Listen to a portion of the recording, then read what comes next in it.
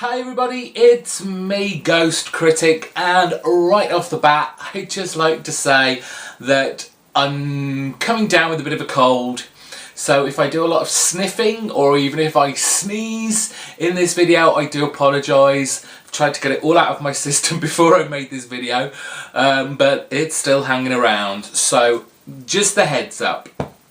It is of course Monday, which means it's question of the week time. If you're new to my channel, this is where I pose a comic book related question and then you get to answer that in the comment section below, and if there are any burning comic book questions or any questions really that you want to ask me, you pop that in the comment section below too, and then I'll answer it in next week's video. Got loads of questions to get through from you guys last week, but first, I haven't so much got a question this week, or really, but it's more posing something that I've noticed a lot over the months as they've gone by. I subscribe to a lot of people, obviously, within the YouTube comic book community, and I love hearing what everyone has to say about the comic books they pick up. But more and more as we go along, I'm seeing a trend in how these reviews are being kind of portrayed. And it's difficult how to arrange this question. Basically, comic books for a long time were seen as, you know, a very geeky, nerdy kind of hobby. They weren't taken incredibly seriously. Everyone thought it was all just about superheroes that dressed up with their underpants over their trousers. And it was a kind of childlike pursuit. However, obviously now, as we've come into like the 21st century, I get the feeling that people really strive to legitimise the genre of comic books, and this does come a lot through in their reviews. And everybody has their own style, and at times I think I am guilty of doing this too. And I just wondered, especially for those who do video uploads, do they feel that they have to portray, you know, the art of comic books, the creation of these, and have people take them a lot more seriously?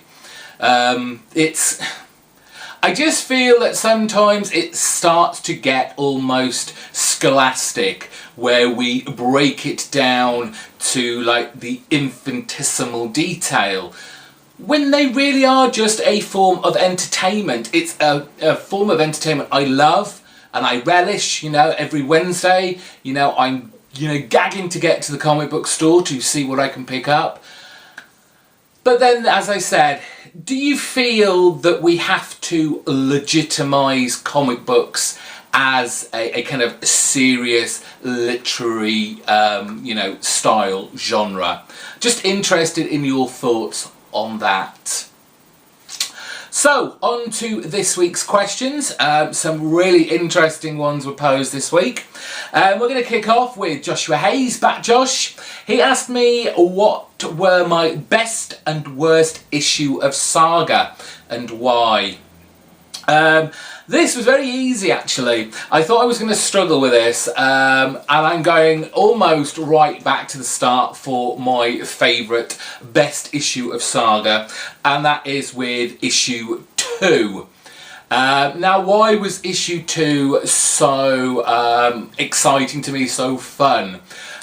We've obviously just had issue 1 and it was just felt amazing. It felt fresh. There were so many great ideas. We didn't seem to be bombarded with it, but it was a seriously interesting universe that, you know, it had been hyped a lot, but this time it was worth the hype. However, in issue 2, we realised that there was something incredibly special and surprising going to be happening in Saga. And for me, issue 2 kind of cemented it with the introduction of the Stalk. one of the kind of freelancing bounty hunters. And there is just this scene where Marco and Alana meet her in the woods, and you see right then that she does look a little strange, apart from the fact, you know, she doesn't appear to have any arms. She's naked from the waist up, and she has this huge kind of black dress covering the bottom half of her. And you think, okay, she's strange, you know, and you think, oh, this is Brian K. Vaughan, Fiona Staples, doing something interesting, something imaginative. And then she takes off that dress, and it's a freaking big Spider Woman. And I was just like, whoa, this is good. If this is the way Saga is going to go, I'm going to enjoy this for a very long time. And while I still am enjoying it, there have been some really kind of issues that I've had to struggle my way through. And I couldn't really just pick out one for what I don't want to say the worst, just the ones that I didn't enjoy as much. And you can pick anything that came out of their kind of stay at Heist's house, the author of this kind of subversive book. And I was just like, I just felt like I was getting beaten on the head with a hammer every issue. Yes, we know there's this family dynamic, there's a family here, this is them working together, this is the dysfunctional part of it, this is them coming back together again. It got a little bit laboured, and I did feel at that point Saga was, for me, losing its way a little. There wasn't so much with the kind of imagination. I didn't see Fiona Staples being allowed to go, you know, full flow with the art style and the crazy kind of creatures that we had in previous issues. So that's my answer to you, Josh. Moving on to Mercy's little show. Really interesting question. If all your comics went permanently to black and white, are there any titles that you would end up dropping because of the lack of colour? Now, I mean, there are some comics that do benefit from being black and white. Stray Bullets, for one, is a comic that I couldn't even imagine being in colour. I think the fact that it is just black and white suits it to the ground. However, you know, talking about present day comics that I collect, I'd hate to see Black Science go black and white. I kind of thought about Five Ghosts. Would I want to see that in black and white? See, it's very difficult now that you've seen it in all its technicolor glory, and I don't think it would be the same.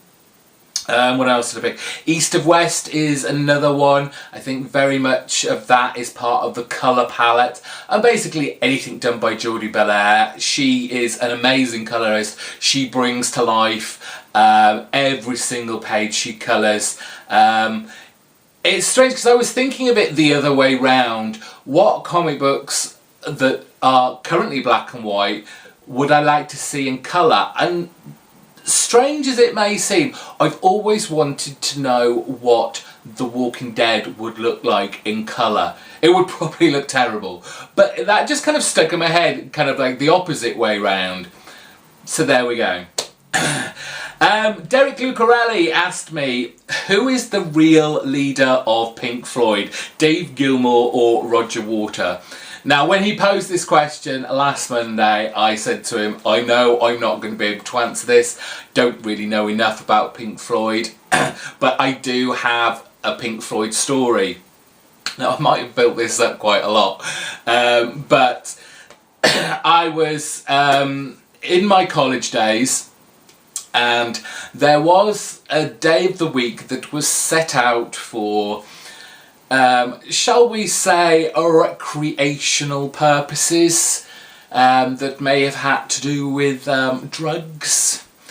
And obviously when you're at college, one of the things that you're bound to be subjected to is Pink Floyd's The Wall album. I don't know of anyone, especially of my age and my era, that went to college and who hadn't already been hadn't already listened to The Wall by Pink Floyd, or were going to get to listen to it while they were at college. Now, it got played a lot, especially on these particular evenings. And one evening, I can't even remember why this happened. It wasn't good.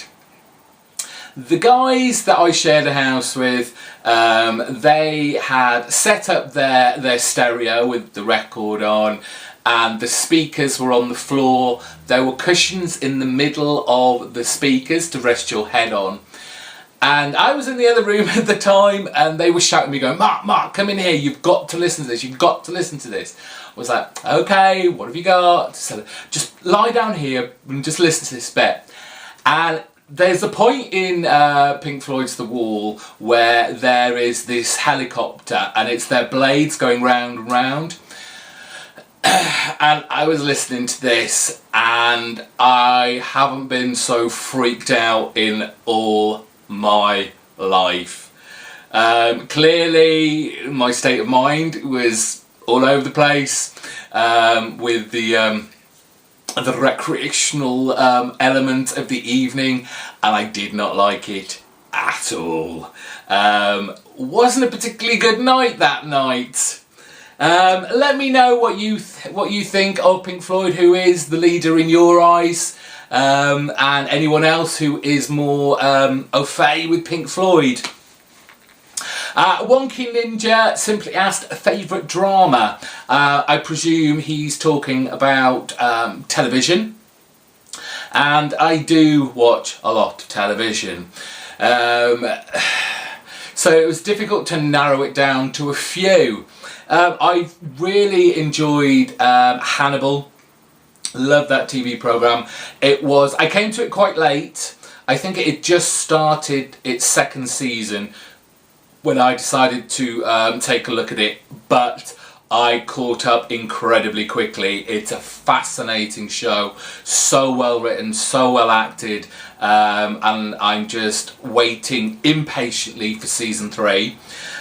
True Detective was another fantastic series that I'm, really want the next season to come along. Penny Dreadful, another fantastic series. As I said when it first came out, this is obviously what The League of Extraordinary Gentlemen should have been like when we had the movie that was watchable, but it wasn't the best.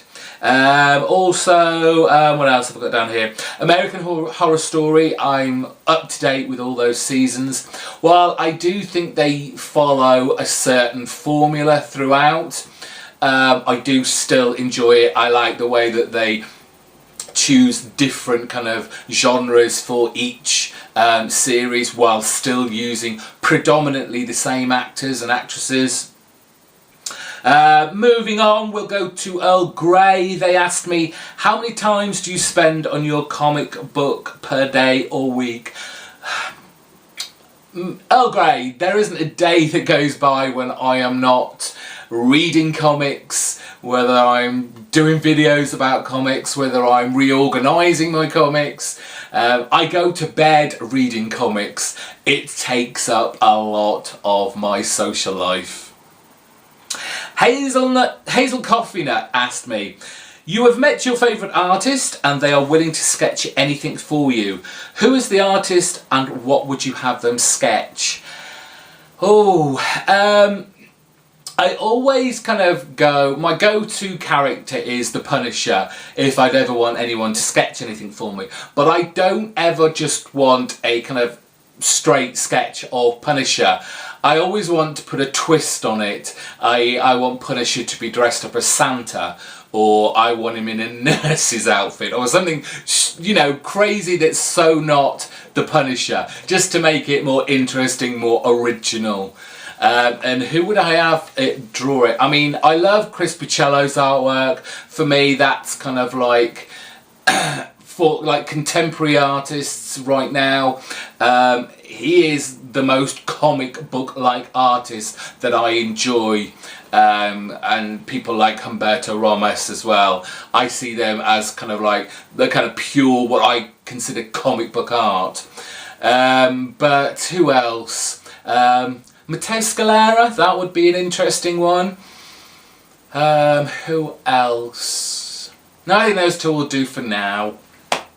Thomas Shelvin asked me, if you had to tell someone that you had just met or had been seeing for a while that you were into comic collecting, how would you go about it? And they did put, I think I remember they put 2 examples, but neither of them really fitted for me, because I think these days it's not so it's not so, I want to say demeaning, but it's not such a weird thing to do anymore. It's a lot more acceptable to read comic books or to be into kind of the comic book genre these days.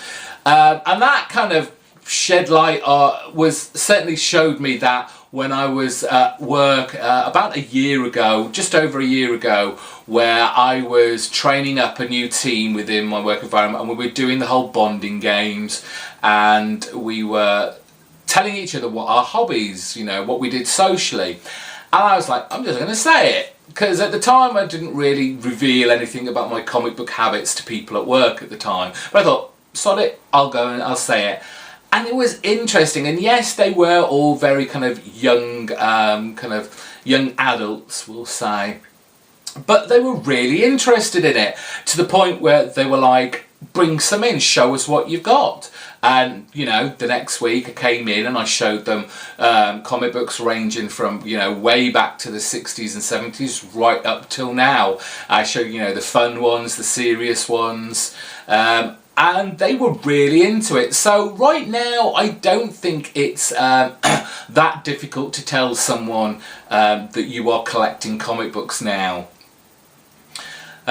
Finally, yes, we've got the final question from Edgar Bonito. He asked me, what's your favourite movies, TVs based on comics, and which comics would you like to see adapted? I kind of answered this question a lot in the past. But that's fine, I'll answer again. You can't watch every single one of my videos.